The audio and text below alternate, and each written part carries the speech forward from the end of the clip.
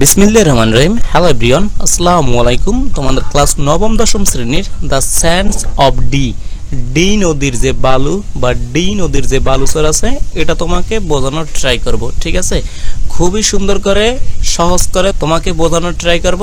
আচ্ছা, এখান থেকে আমরা একটু এখানে চলে আসি। এই যে চিত্রগুলো দেখতে পাচ্ছ, এটা দিয়ে তোমার এই সম্পূর্ণ কবিতাটি আগে একটু সামারাইজ করে দেই, তুমি বুঝতে পারবে তাহলে সহজেই। অলরেডি তুমি বিষয়টা ভাবতেছো কবিতাটা কঠিন এবং তুমি বুঝতেছো না, সেই বিষয়টা একটু ক্লিয়ার করে দেই, তারপর তুমি পানির মতো বা এখানে কি ডাল ভাতের মতো তুমি এই কবিতাটা বুঝতে পারবে। বুঝতে পেরেছো? যদি একটু আমি সামারিটা শুরুতে বলে দেই, তারপর লাইন বাই লাইন এবং এরপরে প্রতিটা লাইনের আক্ষরিক অনুবাদ কি এবং এটি দিয়ে কবি কি বোঝাতে চেয়েছে সবগুলো এখানে পাবে এবং এই পিডিএফটা কিভাবে পেতে পারো, তো এই বিষয়গুলো সবকিছুই বলবো একে একে। সাথে থাকো এবং সম্পূর্ণ ভিডিওটা দেখো। কবিতাটি একটি করুণ কাহিনীর কবিতা। মেরি নামের একটি মেয়ে, তাকে তার বাসা থেকে তার এখানে মা অথবা পরিবারের যে কোনো একজন সদস্য তাকে গরু নিয়ে আসার জন্য বলেছে আর কি।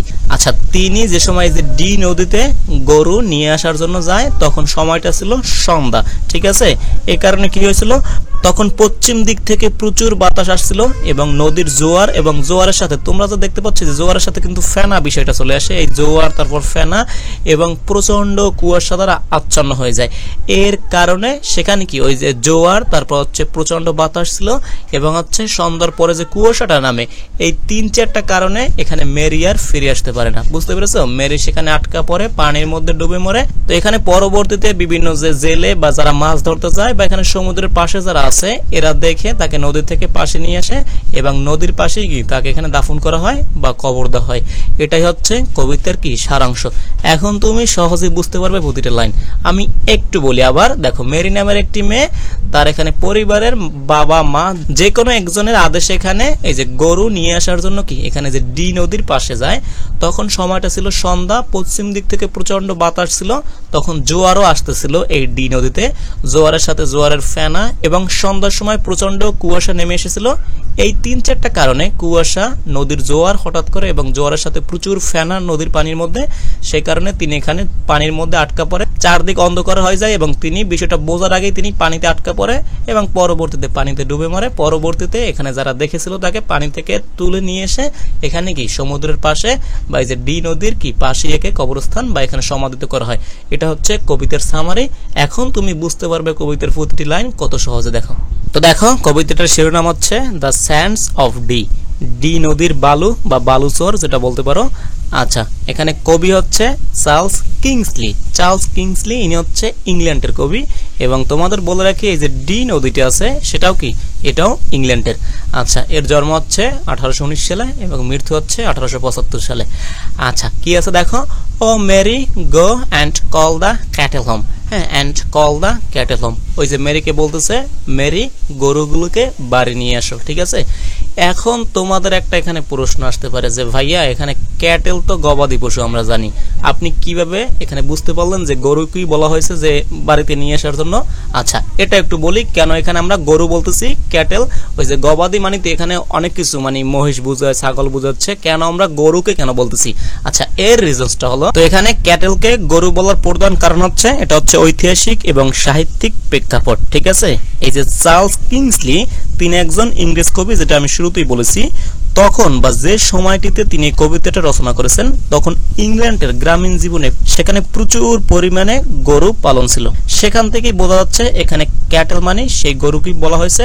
আচ্ছা, বুঝতে পেরেছো? এই কারণে আর কি O Mary go and call the cattle home, এই যে মেরিকে কেউ বলতেছে, কে বলতেছে এটা এক্স্যাক্টলি বলে নাই, তার মা বলতে পারে, বাবা বলতে পারে বা পরিবারের যে কোনো সিনিয়র সদস্য তাকে বলতে পারে, যাও মেরি গরুগুলোকে কি নিয়ে আসো, গরুগুলো বাড়ি নিয়ে আসো। আচ্ছা, and call the cattle home এটা আর কি বলছে। তার পরবর্তীতে দেখো, and call the cattle home across the sands of D. আচ্ছা, এটা কোথা থেকে নিয়ে আসবে? ওই যে দূরে যে ডি নদীর আছে তার ওই যে বালুচরের উপর দিয়ে এই গরুগুলোকে নিয়ে আসতে বলছে, বা এখানে যে চর থাকে না, ঠিক আছে, আমরা তো চর বুঝি, এখানে চর থেকে ওই গরুগুলোকে নিয়ে আসতে বলা হয়েছে। আচ্ছা, তারপর কি আছে দেখো, শুরুতে মনে আছে আমি যে বলছিলাম এখানে পশ্চিম দিক থেকে বাতাস আসছিল ওই যে সন্ধ্যার দিকে, এটা কিভাবে বুঝতে পারলাম? আচ্ছা, যখন গিয়েছিল তখন কি সন্ধ্যা হয়ে গিয়েছিল।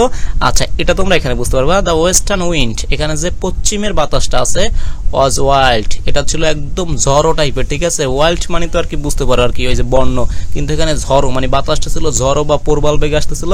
অ্যান্ড ডাঙ্ক উইথ ফোম, এবং সেটাই ফেনায় পরিপূর্ণ ছিল আর কি। And all alone went she, এবং তিনি একাই কি গিয়েছিল। যখন তিনি গিয়েছিল তখন কি পশ্চিম থেকে জোরালো বাতাস আসতেছিল বা ঝড়ো বাতাস আসতেছিল, এবং এখানে যে ফোম, পানির সাথে কি এখানে ফোম ছিল, হ্যাঁ। এবং and all alone went she, এবং তিনি একাই গিয়েছিল সেই গরুগুলোর কাছে অথবা ডি নদীর তীরে। এবং পশ্চিম দিক থেকে বাতাসের সাথে সাথে দ্য ওয়েস্টার্ন ট্রাইড, এনে জোয়ারটা যে আছে, ঠিক আছে, এখানে পশ্চিম দিক থেকে জোয়ারটা যে আসতেছিল সেটা ক্রাফট আপ, এটা মানে আস্তে আস্তে উপরে দিকে উঠছিল অ্যালং দ্য স্যান্ড, এই যে স্যান্ড বা বালু আছে, নদীর পাশে যে বালু আছে সেগুলোর উপরে উঠতেছিল। আচ্ছা, অ্যান্ড ওভার দ্য স্যান্ড, এবং বালুর উপর থেকে এটা উঠতেছিল বা বালুর উপর দিকে উঠতেছিল, বুঝতে পেরেছো? এখানে এই যে ও, তারপর হচ্ছে ইয়ার, এটা হচ্ছে ওভারের শর্ট ফর্ম, এখানে অ্যান্ড ওভার দ্য স্যান্ড, এবং কি এই জোয়ারটা খুব দ্রুত গতিতে বালুর উপর দিকে উঠে যাচ্ছিল আর কি। এই অংশটা ভালো করে দেখো, এই অংশে কি জোয়ার ধীরে ধীরে উঠে আসার চিত্র এখানে আঁকা হয়েছে।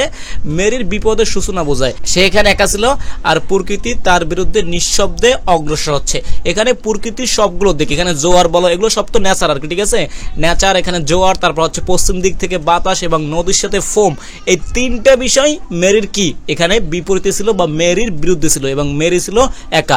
আমি একটু এই পর্যন্ত যদি সামারি করি, সেটা হচ্ছে মেরি কি এখানে নদীতে বা নদীর পাশে এখানে কি গরুগুলো আনার জন্য গিয়েছিল, তখন ছিল সন্ধ্যা, এই কারণে পশ্চিম দিক থেকে ঝড়ো বাতাস আসতেছিল, এবং এখানে পশ্চিম দিক থেকে যে জোয়ারটা টাইট মানে জোয়ার আর কি, সেটাও আসছিল এবং সেটা বালুর উপরে উঠে যাচ্ছে, এবং চারদিক থেকে সন্ধ্যা হয়ে যাওয়ার কারণে এখান থেকে কি কুয়াশাও নামছিল, যার কারণে মেরি এখানে কি এখানে নেচারের বিরুদ্ধে বা প্রকৃতি তার বিরুদ্ধে অগ্রসর হয়েছে, এবং তিনি কি সেটার সাথে ফেসে গিয়েছে, এবং এই বিপদ থেকে তিনি মৃত্যুবরণ করে এবং এখান থেকে আর উঠে আসতে পারেনি। তারপর দেখো কি আছে, and round the sand as far as I could see, এবং এখানে কি ওই যে বালুর চারপাশে ওই পানিগুলো ঘুরপাক খাচ্ছিল বা এখানে পানিগুলো উঠতেছিল এবং বাড়তেছিল, যতদূর চোখ যায় বা যতদূর দেখা যায় জোয়ারের পানিটা ওই কি বালুর উপরে উঠতেছিল, এবং চারপাশে এখানে কি এখানে তোমরা যারা জোয়ার দেখেছো এই বিষয়গুলো খুব দ্রুত গতিতে আসতেছিল এবং চারপাশে, এবং এটা কি বৃদ্ধি পাচ্ছিল, এই কথাটাই বলছে। দ্য রোলিং মিস্ট, এখানে ঘূর্ণয়মান বা এখানে উপর থেকে যে কুয়াশাটা পড়ে, কেম ডাউন, এটা কি এই যে নিচে পড়তেছিল, অ্যান্ড হিট দ্য ল্যান্ড, এবং এখানে মেরি যে জায়গাটা ছিল সেটাকে কি একদম আড়াল করে ফেলছে। এখন তোমরা কিন্তু শীতকালে এই বিষয়টা দেখো, যখন ঘন কুয়াশা পড়ে তখন কিন্তু তোমার সামনে কিন্তু অনেকটা দেখা যায় না আর কি, ঠিক আছে, এরকম হয়েছে আর কি। The rolling mist came down, ওই যে কুয়াশাটা ছিল সেটা নিচে পড়ছিল, এবং হিট দ্য ল্যান্ড হচ্ছে ভূমিটা বা সেই জায়গাটাকে একদম লুকায়িত করে ফেলছে। And never home came she, এবং তিনি কি কখনোই আর ফেরত আসে নাই। এখানে জোয়ার ছিল, বাতাস ছিল, এবং এখানে যে মিস্ট মানে কি কুয়াশাটা ছিল সেটা ছিল খুবই ঘন, এবং জায়গাটাকে একদম হাইড দ্য ল্যান্ড, জায়গাটাকে একদম লুকায়িত করে ফেলছে। এই কারণে কি বা আড়াল করে ফেলছে, তার কারণে মেরি ওই যে জোয়ারের পানিটা ফোমের সাথে বা এখানে ফেনার সাথে আসতেছিল, এই বিষয়টা তিনি নোটিস করতে পারেন নাই, যার ফলাফল কি, যার ফলাফল হচ্ছে এখানে মেরির করুণ একটা মৃত্যু হয়েছে। আচ্ছা, এর পরবর্তীতে কি আছে দেখো। আচ্ছা, এই অংশটাতে হচ্ছে এখানে মেরি ডুবে যাওয়ার পরে তাকে সর্বপ্রথম এখানে নদীর পাশের মানুষজন বা যারা মাঝে ছিল তারা দেখে এখানে মেরিকে কি ভেবেছিল সেটা আর কি এখানে বলেছে। দেখো এই যে ইট ইজ উইট, মানে এটা কোনো শৈবাল বা কোনো আগাছা কিনা, অর ফিশ, এটা কোনো মাছ কিনা, অর ফ্লোটিং হেয়ার, এবং ফ্লোটিং হচ্ছে কি কোনো ভাসান্ত বা ভাসতেছে এরকম কোনো চুল কিনা, or tress of golden hair, tress হচ্ছে বেনি আর কি, অথবা এখানে স্বর্ণালী চুলের কোনো বেনি কিনা। যারা মাঝি ছিল তারা, মানে আমরা কোনো একটা বিষয়, তোমরা যারা এখানে সমুদ্রে যাও, দূরবর্তী কোনো স্থানে যদি কোনো এখানে মানুষও থাকে আর কি, মনে করো মৃত্যু মানুষ ভাসতেছে, তাকে দেখে আর কি ওই যে মাঝিরা বলতেছে এটা কি কোনো উইট, কোনো শৈবাল কিনা বা কোনো আগাছা কিনা, সমুদ্রের মধ্যে যে বিভিন্ন আগাছা থাকে এগুলো আর কি, অথবা কোনো ফিশ কিনা, এবং ফ্লোটিং হেয়ার, এবং কোনো কি ভাসন্ত চুল কিনা, অথবা কোনো চুলের বা গোল্ডেন যে কালার আছে সেই চুলের কোনো বেনি কিনা, সেটা আর কি এরা নিজেদের মধ্যে আক্স করতেছে। কারা? এই মাঝিরা বা সমুদ্রের পাশের লোকজনরা যারা এখানে মেরিকে ডুবন্ত অবস্থা দেখেছিল আর কি। এ ড্রন্ট মেডেন্স হেয়ার, এবং এখানে বলছে ড্রন্ট অর্থ ডুবন্ত, মেডেন্স হচ্ছে কিশোর অথবা কিশোরী আর কি, ঠিক আছে, এটা হচ্ছে কিশোরী, নট কিশোর, কিশোরী কিশোরী এবং যারা কুমারী কিশোরী আছে মানে অবিবাহিত মেয়ে আর কি, তাদের হেয়ার মানে এটাও আর কি ভাবতেছিল above the nest at sea, ওই যে সমুদ্রের জাল আছে ঠিক আছে তার উপরে আর কি, সমুদ্রের জালের উপরে সেগুলো কি হতে পারে, একটা ডুবন্ত এখানে কিশোরীর চুল, এগুলো আর কি প্রশ্ন করছে। শুরুতে প্রশ্ন করছে এটা কোনো শৈবাল কিনা অথবা মাছ কিনা বা কোনো আগাছা কিনা অথবা কোনো ফ্লোটিং হেয়ার কিনা, মানে কোনো ভাসন্ত চুল কিনা। পরবর্তীতে বলছে গোল্ডেন হেয়ার অথবা গোল্ডেন হেয়ারের বেনি কিনা। পরবর্তীতে মানে নিজেদের মধ্যে বা নিজেদের মনের সাথে এটা প্রশ্ন করতেছে এটা কি কোনো এখানে কোনো কিশোরীর মেয়ের এখানে কি ডুবন্ত চুল কিনা, above the nets at sea, এটা হচ্ছে সমুদ্রের জালের উপরে, নেট তো তোমরা বুঝো আর কি, সমুদ্রের জালের উপরে এই বিষয়গুলো কি, এটা কি সমুদ্রের জালের উপরে কোনো কি ডুবন্ত মেয়ের চুল কিনা, এগুলো প্রশ্ন করতেছিল কারা, এটা হচ্ছে মাঝিরা বা সমুদ্রের আশেপাশে যে মানুষগুলো আছে তারা এখানে মেরিকে ডুবন্ত অবস্থা দেখার পরে এই বিষয়গুলো প্রশ্ন করছে। আচ্ছা এরপরে কি আছে দেখো, আচ্ছা was never salmon yet that shone so fair among the stakes of D, এটা হচ্ছে ডি নদীর বাঁশের খুঁটির মধ্যে, স্টেক্স মানে ওই যে খুঁটি বা কিছু এখানে লাঠি টাইপের এগুলো মানে পোতা হয় মাটির মধ্যে জাল টানার জন্য বা অন্যান্য বিষয়গুলো, সেগুলোর মধ্যে তারা এটা বলছে এটা কি কোনো স্যামন ফিশ কিনা, এটা আর কি এত মানে চকচক করতেছিল এখানে মেরি আর কি, এটা তোমরা বুঝতেছো বাহিরের, এবং এটা ইংল্যান্ডের একটা মেয়ে খুবই সুন্দর আর কি, এটা আর কি বলছে was never salmon yet that shone so fair, তারা বলতেছিল যে স্যামন ফিশ হতে পারে এটা আর কি। এই দেখো ডি নদীর আগে কখনো কি এত উজ্জ্বল ও সুন্দর কিছু দেখা যায় নাই, মানুষ ভেবেছে বা মাঝিরা ভেবেছে বা সমুদ্রের পাশের মানুষ যারা মেরিকে ডুবন্ত অবস্থা দেখেছিল তারা ভেবেছিল এটা কোনো স্যামন মাছ, কিন্তু আসলে ডুবে যাওয়া মেয়েটির দেহ বা চুল ছিল, এটা আর কি বলেছে। এই লাইনগুলো খুবই মর্মান্তিক। আচ্ছা আমি শুরুতেই বলছি এটা একটা কি করুণ কাহিনীর কবিতা আর কি। They wrote her in across the rolling foam cruel crawling foam, এই যে তারা কি করছিল, তারা ডুবে যাওয়া মেয়েটির দেহ ফেনায় ভরা সমুদ্র পাড়ে দিয়ে নিয়ে এলো, এবং তারা দেখার পরে ওই যে বিভিন্ন এখানে প্রশ্ন করছে এটা কোনো স্যামন ফিশ কিনা অথবা কোনো শৈবাল কিনা অথবা কোনো চুল কিনা, ঠিক আছে, বা চুলের বেনি কিনা, এই প্রশ্নগুলো করার পরে তারা কি করছিল বুঝতে পেরেছিল এটা একটা মেয়ে, ঠিক আছে, তারা তাকে নিয়ে এসেছিল এই যে মেয়েটির দেহ ফেনা ভরা সমুদ্র পাড়ে দিয়ে নিয়ে এসেছিল, এবং সে ফেনা ছিল ভয়ঙ্কর এবং গিলে খাওয়ার মতো নিষ্ঠুর।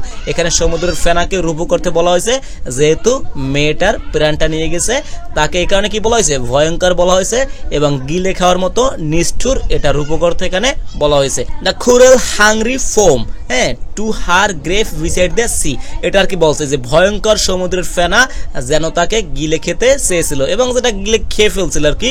এই যে সমুদ্রের ভয়ঙ্কর ফেনাগুলো, তারপর এখানে কুয়াশাগুলো, তারপর এখানে কি এখানে প্রচন্ড বাতাস ছিল পশ্চিমা, এই 3-4টা নেচার বা এখানে ওর বিরুদ্ধে নেচার আর কি, মেরির বিরুদ্ধে নেচারগুলো বা প্রকৃতিগুলো ছিল, সবকিছু এতটা বেশি পরিমাণে ছিল যেটাকে হাংরি বলা হয়েছে, হাংরি ফোম আর কি, ঠিক আছে, মানে এটা সমুদ্রের এই যে ফেনাটা ছিল ভয়ঙ্কর ফেনাটা তাকে একদম গিলে খেতে চেয়েছিল এবং সেটাই করেছিল, এবং অবশেষে তাকে এনে রাখা হলো সমুদ্রের পাশেই এক কবরে, বা তাকে সমুদ্রের পাশেই কি এখানে সমাধিত করা হয়েছিল, যেটা তোমরা ছবিতে দেখতে পাচ্ছ। আচ্ছা এটা কারা করছিল, ওই যে মাঝিরা বা সমুদ্রের পাশে যে লোকজন ছিল তারা আর কি।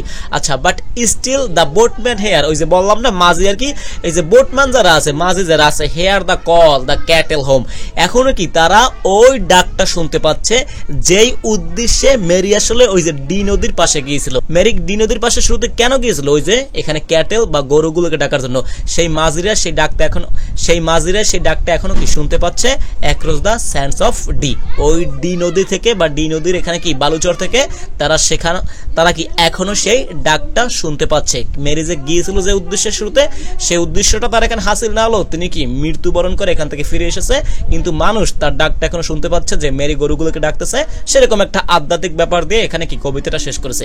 আশা করি বুঝতে পেরেছো। এরপর তোমাদের এখানে সামারি আসবে, তারপর ওখান থেকে যে প্রশ্নগুলো আছে তোমাদের পরীক্ষা আসবে, সেগুলো নিয়ে এখানে কি ভিডিও আসবে, সেটা তোমরা দেখার জন্য ওয়েট করো। এবং তোমরা যারা আমার কাছে ইংলিশ পড়তে চাও ক্লাস 9ম 10ম, এবং তোমরা যারা পরীক্ষার দিতে এসেছি, তোমরা স্ক্রিনে দেওয়া এই নাম্বার এবং আমার যে পেজ আছে সেখানে এসএমএস করতে পারো, বিস্তারিত বলা হবে। এবং পিডিএফ এর জন্য তোমরা আমার পেজে, ঠিক আছে, নট নাম্বার, পেজে এখানে নক দাও, সেটাও এগুলো পেইড, সেটা আমি বলে দেবো কিভাবে পেতে পারো, সবগুলো আমার ক্লাসের পিডিএফ। হ্যাঁ, দেখা হবে অন্য কোনো ক্লাসে। Thank you all.